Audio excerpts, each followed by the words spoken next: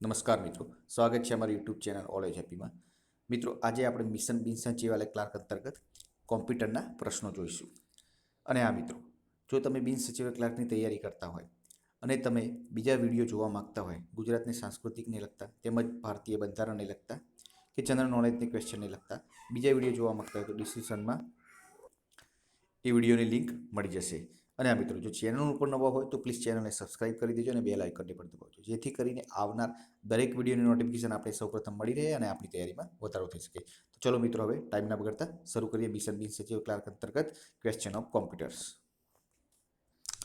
First question મિત્રો, optical disk તરીકે ખાલી જગ્યાનો સમાવેશ થતો નથી. તો ઓપ્ટિકલ ડિસ્ક તરીકે કોનો સમાવેશ થતો નથી? તો ઓપ્ટિકલ ડિસ્ક તરીકે ફ્લોપી ડિસ્કનો સમાવેશ થતો નથી. ક્વેશ્ચન 2, બાઇનરી પદ્ધતિમાં કેટલા અંક હોય છે? બાઇનરી પદ્ધતિમાં 0, 1, 3 કે 2 કેટલા અંક હોય છે? તો બાઇનરી પદ્ધતિમાં 2 અંક હોય છે. ક્વેશ્ચન 3, નીચેનામાંથી કોમ્પ્યુટર સંબંધિત પ્રોસિજર ભાષા કઈ છે? કોમ્પ્યુટર સંબંધિત પ્રોસિજર ભાષા કઈ છે? તો જાવા, વીબી, સી કે ઉપનિબંધ? તો કોમ્પ્યુટર સંબંધિત પ્રોસિજર ભાષા સી છે. કઈ છે? સી ભાષા છે. ક્વેશ્ચન 4, ખાલી જગ્યા એ રજિસ્ટર અમને મેમરી લોકેશનના સમૂહને સમાવે છે. ખાલી જગ્યા એ રજિસ્ટર અને મેમરી લોકેશનના સમૂહને સમાવે છે. તો કયું? એએલયુ. એએલયુ એ રજિસ્ટર અને મેમરી લોકેશનના સમૂહને સમાવે છે. આગળનો ક્વેશ્ચન, માઇક્રો પ્રોસેસરની ત્રીજી જનરેશન સામાન્ય રીતે ખાલી જગ્યાથી ઓળખાય છે. તો માઇક્રો પ્રોસેસરની ત્રીજી જનરેશન સામાન્ય રીતે 80386ના નામે, એટલે કે 80386થી ઓળખાય છે. નેક્સ્ટ, કલર મોનિટર ટેકનિકલ રીતે ખાલી જગ્યા નામથી ઓળખવામાં આવે છે. તો કલર મોનિટરને ટેકનિકલ રીતે મોનાવિગા તરીકે ઓળખવામાં આવે છે. 20મો ક્વેશ્ચન, ઉચ્ચ ઘનતા હાઈ ડેન્સિટી ધરાવતી ફ્લોપી ડ્રાઈવની સંગ્રહ શક્તિ ખાલી જગ્યા હોય છે. ઉચ્ચ ઘનતા ધરાવતી ફ્લોપી ડ્રાઈવની સંગ્રહ શક્તિ 1.44 MB હોય છે. 21મો ક્વેશ્ચન, ડેટા મેનેજમેન્ટ માટે ખાલી જગ્યા એપ્લિકેશનનો ઉપયોગ થાય છે. તો ડેટા મેનેજમેન્ટ માટે ફોક્સ પ્લસ, કઈ એપ્લિકેશન? ફોક્સ પ્લસ એપ્લિકેશનનો ઉપયોગ થાય છે. આગળનો ક્વેશ્ચન, પડદા પર દેખાતી માહિતી જેમ છે તે સ્થિતિમાં ચિત્રાત્મક સ્વરૂપે સંગ્રહ કરવા માટે નીચેના પૈકી કઈ સગવડનો ઉપયોગ થાય છે?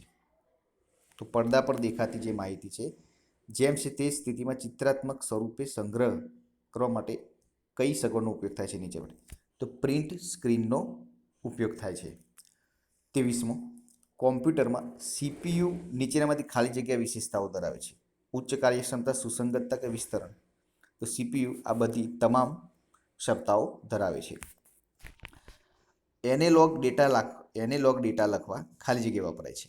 તો એનાલોગ ડેટા લખવા floppy disk drive, tape drive, audio cassette કે બધા જ? તો એનાલોગ ડેટા લખવા માટે ઓડિયો કેસેટ વપરાય છે. તો એનાલોગ ડેટા લખવા માટે ઓડિયો કેસેટ વપરાય છે. આગળ, કોડ ડેન્સિટી ધરાવતી ફ્લોપી ડિસ્કમાં 1 ઇંચમાં કેટલા ટ્રેક હોય છે?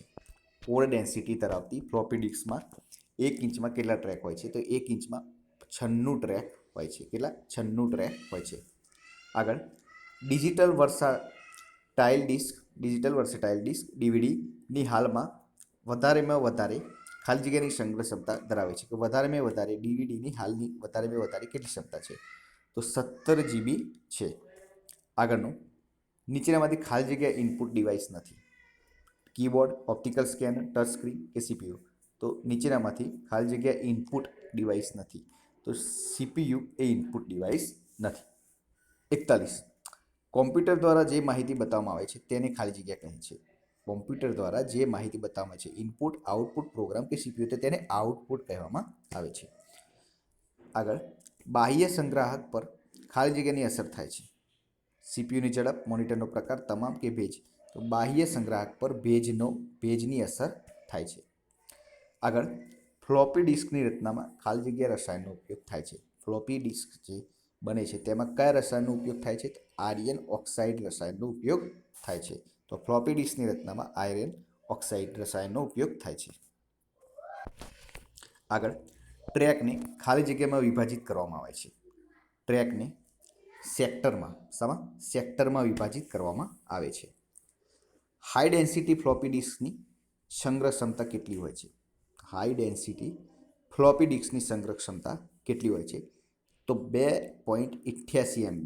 હાઈ ડેન્સિટી ફ્લોપી ડિસ્કની સંગ્રહ ક્ષમતા 2.88 MB હોય છે. નેક્સ્ટ, સામાન્ય રીતે હાર્ડ ડિસ્કની ગતિ ખાલી જગ્યા કિલોમીટર હોય છે, ખાલી જગ્યા કિમી હોય છે. તો સામાન્ય રીતે હાર્ડ ડિસ્કની ગતિ 150 કિમી હોય છે. કેટલા? 150 કિમી હોય છે. હાર્ડ ડિસ્કની ગતિ સામાન્ય રીતે 150 કિમી હોય છે. આગળ, કયા પ્રકારના માઉસ હાલમાં ઉચ્ચ ગુણવત્તા ધરાવે છે? યાંત્રિક, તાંત્રિક, ઓપ્ટોમિકેનિકલ? તો જવાબ છે ઓપ્ટિકલ લેસર. કયો? Optical laser. નેક્સ્ટ, સામાન્ય રીતે જોયસ્ટિકને ખાલી જગ્યા સાથે જોડવામાં આવે છે. સિરિયલ પોર્ટ, પેરેલલ પોર્ટ, એક પણ નહીં કે ગેમ પોર્ટ? તો સામાન્ય રીતે જોયસ્ટિકને ગેમ પોર્ટમાં જોડવામાં આવે છે. અવાજને ઇનપુટ કરવા ખાલી જગ્યાનો ઉપયોગ થાય છે. તો અવાજને ઇનપુટ કરવા માઇક્રોફોનનો ઉપયોગ થાય છે. નીચેના પૈકી ખાલી જગ્યા એ આઉટપુટ માટેનું ઉપકરણ નથી. Monitor, printer, પ્લોટર. આઉટપુટ માટેનું ઉપકરણ નથી. તો ઓપ્ટિકલ સ્કેનર. ઓપ્ટિકલ સ્કેનર એ આઉટપુટ માટેનું ઉપકરણ નથી. આગળ, કમ્પ્યુટરમાં વીજ પ્રવાહ ચાલુ કરતા થતી પ્રક્રિયાને ખાલી જગ્યા કહેવાય છે. તો જ્યારે કમ્પ્યુટરમાં વીજ પ્રવાહ ચાલુ કરીએ તેને બૂટિંગ કહેવામાં આવે છે. ટેપ ડ્રાઈવમાં ડેટા કયા સ્વરૂપે લખાય છે? તો ટેપ ડ્રાઈવમાં ડેટા ડિજિટલ સ્વરૂપે લખવામાં આવે છે. નીચેનામાંથી ખાલી જગ્યાએ ભાષા નથી. નીચેનામાંથી આ જે ડી નંબરનો ઓપ્શન છે DBASF એ ભાષા નથી. C++, VB, જાવા એ બધી ભાષાઓ છે, પણ જ્યારે DBASF એ ભાષા નથી. 67મો, હાઇબ્રિડ પ્રકારના કોમ્પ્યુટરને કેવા પ્રકારના કોમ્પ્યુટર તરીકે પણ ઓળખવામાં આવે છે? તો હાઇબ્રિડ પ્રકારના કોમ્પ્યુટરને મિશ્ર પ્રકારના કોમ્પ્યુટર તરીકે પણ ઓળખવામાં આવે છે. આગળ, રેમનો સમાવેશ કયા પ્રકારની મેમરીમાં થાય છે? તો રેમનો સમાવેશ પ્રાઇમરી મેમરીમાં થાય છે, એટલે કે મુખ્ય મેમરીમાં રેમનો સમાવેશ થાય છે. ઇન્ટેલ કંપની ખાલી જગ્યા તૈયાર કરે છે. ઇન્ટેલ કંપની માઇક્રો પ્રોસેસર તૈયાર કરે છે. નેક્સ્ટ, ખાલી જગ્યાએ DBMS સોફ્ટવેર છે. તો ફોક્સપ્રો એ DBMS સોફ્ટવેર છે. ટ્રાન્ઝિસ્ટરની શોધ ખાલી જગ્યા વર્ષમાં થઈ. ટ્રાન્ઝિસ્ટરની શોધ 1948માં થઈ. 1 KB એટલે 1024 બાઇટ, અને 1 બાઇટ બરાબર ખાલી જગ્યા બીટ. તો 1 બાઇટ બરાબર 8 બીટ થાય છે. મિલિસેકન્ડ 1 સેકન્ડનો ખાલી જગ્યાનો ભાગ છે. તો મિલિસેકન્ડ 1 સેકન્ડનો 1000મો ભાગ છે. ડેસ્કટોપ પબ્લિશિંગ પેકેજ નીચેનામાંથી કયું છે? ડેસ્કટોપ પબ્લિશિંગ પેકેજ નીચેનામાંથી કયું છે? Word, C, Notepad, coral draw. સાચો જવાબ છે કોરલ ડ્રો. CD રોમનું પૂરું નામ શું છે? તો CD રોમનું પૂરું નામ compact disc read only memory. એ option compact disc read only memory, CD રોમનું પૂરું નામ. DILનું પૂરું નામ ડ્યુઅલ ઇન લાઇન. DILનું પૂરું નામ dual in line. Next, WinZip નામના ટૂલની મદદથી ખાલી જગ્યા છે. વિનઝિપ નામના ટૂલની મદદથી ખાલી જગ્યા છે. તો સાઇઝ ઘટાડી શકાય, ગુપ્તા જળવાય. તો સાચો જવાબ છે એક કરતાં વધુ ફાઇલો ભેગી થાય. વિનઝિપ નામના ટૂલની મદદથી એક કરતાં વધુ ફાઇલો ભેગી થાય. આગળનો, કાગળ ઉપર આઉટપુટ લેવા માટે ઉપયોગી સાધન એટલે પ્રિન્ટર. નોર્મલ છે, પ્રિન્ટર છે. કાગળ ઉપર આઉટપુટ લેવા માટે ઉપયોગી સાધન પ્રિન્ટર છે. નેક્સ્ટ, ગણતરીઓ કરવા માટે અથવા તેની પ્રક્રિયાઓના નિયંત્રણ માટેનું સ્વયં સંચાલિત વીજાણુ ઉપકરણ એટલે કોમ્પ્યુટર. ઓટોમેટિકલી ગણતરીઓ કરવા માટે કે એના ઉપર નિયંત્રણ કરવા માટે સ્વયં સંચાલિત વીજાણુ ઉપકરણ એટલે કોમ્પ્યુટર. એક્સેસરી સમૂહમાં આવેલ ખાલી જગ્યા ટૂલ લગભગ સંપૂર્ણપણે માઉસ સંચાલિત છે. તો સંપૂર્ણપણે માઉસ સંચાલિત જે છે એક્સેસરીઝ સમૂહમાં આવતું હોય તો પેઇન્ટ બ્રશ. પેઇન્ટ બ્રશ એ સંપૂર્ણપણે માઉસથી સંચાલિત થાય છે.